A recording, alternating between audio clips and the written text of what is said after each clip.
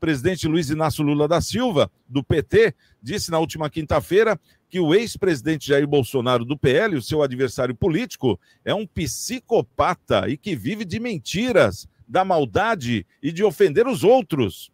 Ele deu a declaração durante evento de retomada das obras de ampliação da refinaria de Abreu e Lima, em Ipojuca, em Pernambuco. Cercado por ministros e aliados, Lula disse que Bolsonaro pensa que os que estavam ali com ele são ladrões, comunistas e defensores do aborto.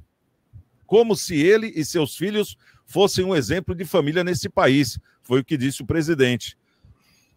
Desculpa.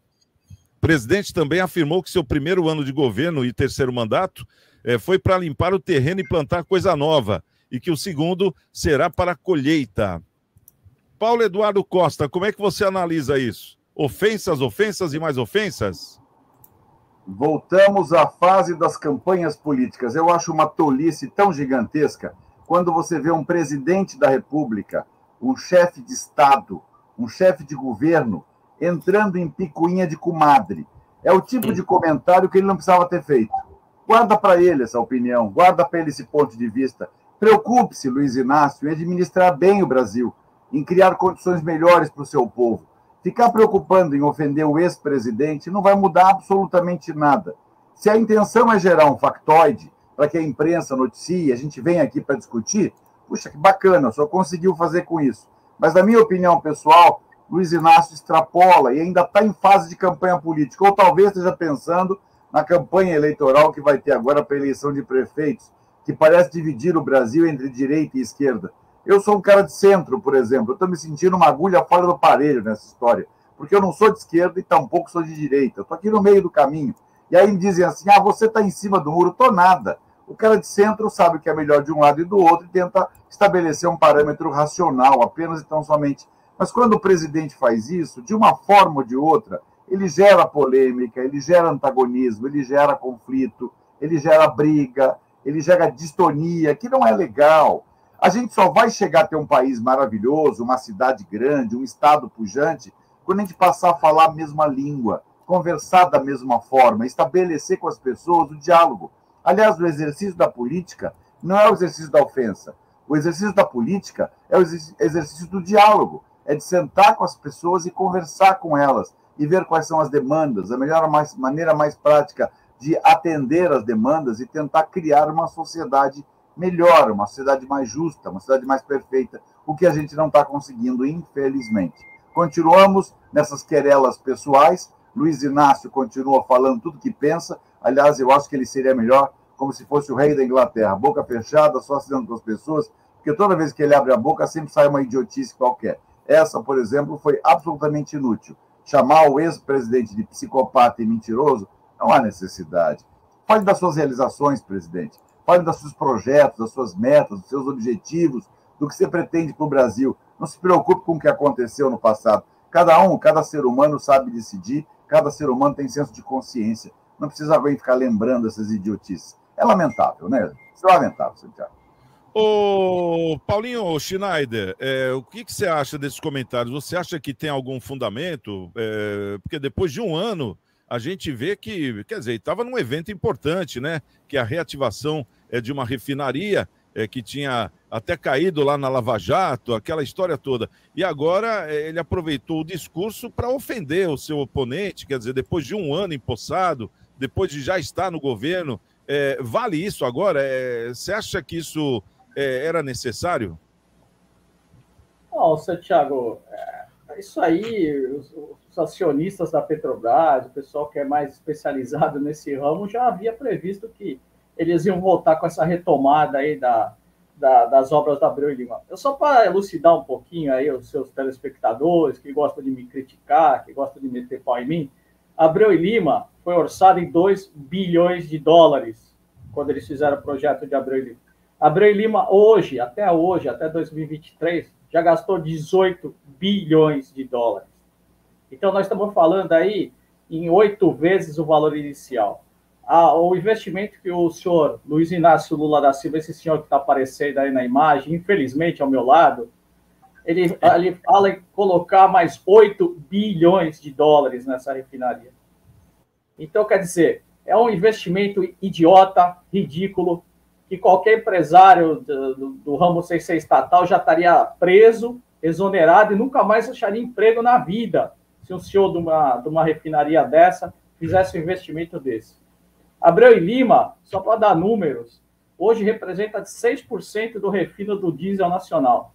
Depois que esse senhor, por favor, não coloque esse senhor quando eu estiver falando, porque eu fico até meio nervoso, depois que Abreu e Lima ganhar esse investimento um pouco razoável de 8 bilhões de dólares, ela vai refinar só 10% do diesel nacional. Então, quer dizer, é um investimento monstruoso com um aumento de produção pífio, ridículo.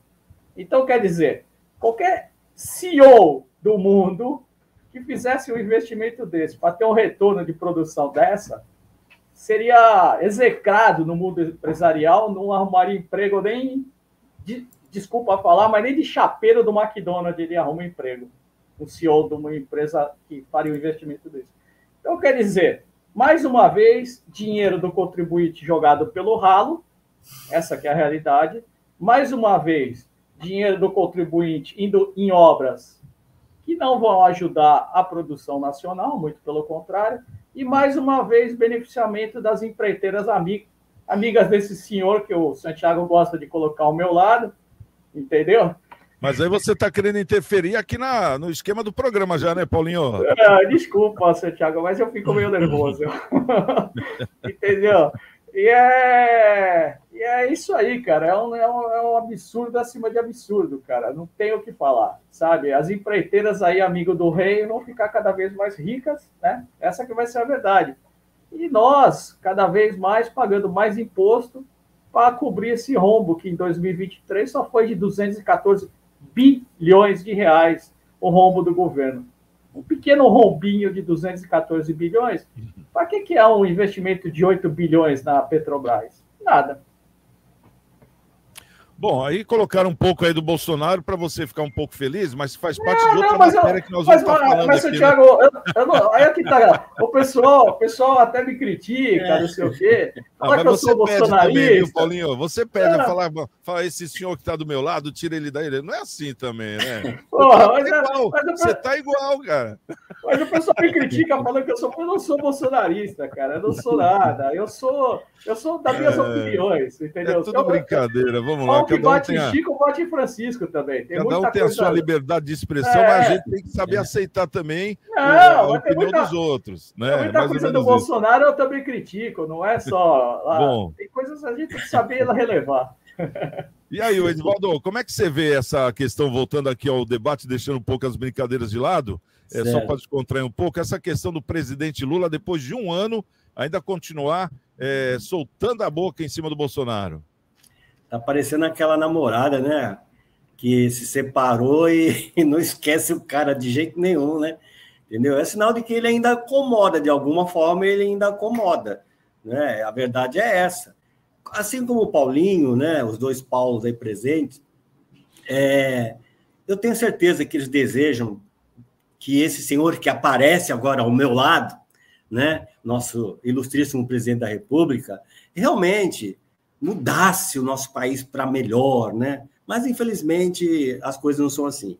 Eu queria que você, que nos prestigiam com a sua audiência, tivesse ciência, talvez até você já tenha ciência, que lá pelos idos de 1940, na Europa lá, e na América também, apareceu aí uma frase supostamente, eu não estou afirmando, então, uma frase que supostamente foi atribuída pelo líder comunista, né? O Vladimir Ilyich Lenin, não é? Que dizia o seguinte: acuse os seus adversários do que você faz e chame-os do que você é. Aí você pode ter um panorama dessa situação, né? Porque é assim que a coisa funciona. E se você perceber, é exatamente assim que está acontecendo, entendeu? Você cria uma retórica aí, tá? Uma narrativa, melhor dizendo, né? Mas exatamente daquilo que você é e do que você faz. É o que a gente está vendo atualmente. Preste bastante atenção, não é?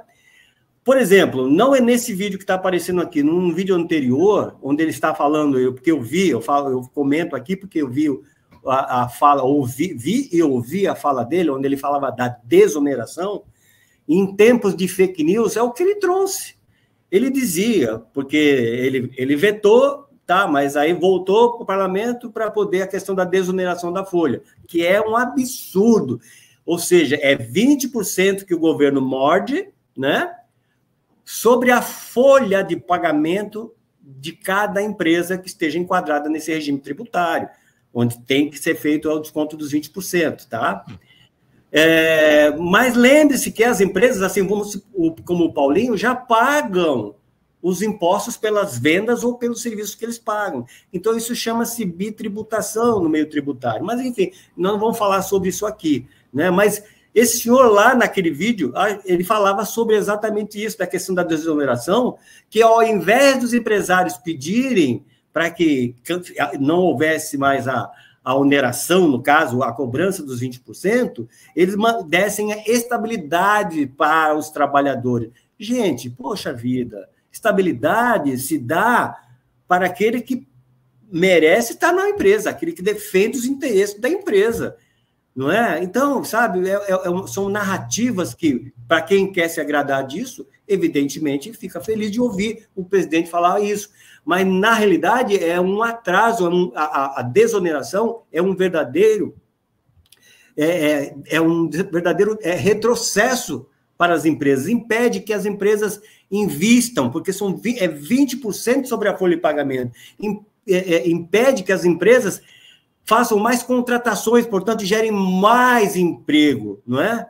Mas é isso. Ele talvez esteja acusando exatamente o ex-presidente, porque ele incomoda, né? Passou um ano já, e o ex-presidente não sai da boca dele. Vira e mexe, a gente vê aí ele trazendo essa menção. Além da deselegância, que, como citou o nosso querido Conde, né?